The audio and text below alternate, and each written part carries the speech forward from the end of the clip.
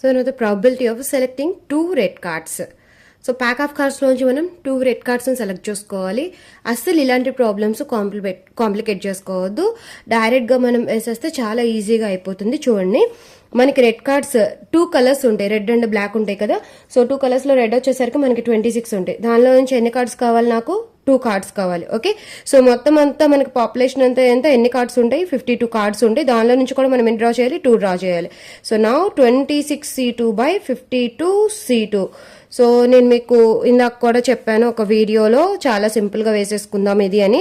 26 into 25 వేస్తున్నాను.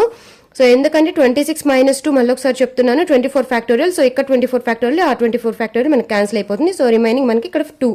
And next వచ్చేసరికి 52 factorial is nothing but again ఇక్కడ 52C2 అనేది మనకి ఎలాగో 50 ఫ్యాక్టోరియల్. సో అందుకని I'm not writing here 50 factorial again. So మనకి NCR as per the problem మనకి ఎన్సీఆర్ ఫార్ములా వైజ్ నేను వేసేస్తున్నానండి. అన్ని ఆల్రెడీ ఇంతకు ముందు వీడియోస్లో ఎక్స్ప్లెయిన్ చేశాను కాబట్టి మళ్ళీ క్లియర్గా చెప్పట్లేదు, జస్ట్ సింపుల్గా చేసేస్తున్నాను. సో క్యాన్సిల్ దిస్ వన్, ఈ 2 క్యాన్సిల్ చేసేస్తే మనకి చాలా సింపుల్గా అయిపోయింది. 2 times, ఇది 1 time పోతుంది ఇక్కడ. సో అండ్ అలాగే మనకి ఇంకా క్యాన్సిల్ చేయడానికి అయితే ఏమీ లేవు. So finally 25 by 2 into 51 which is nothing but 102. So this is the final answer.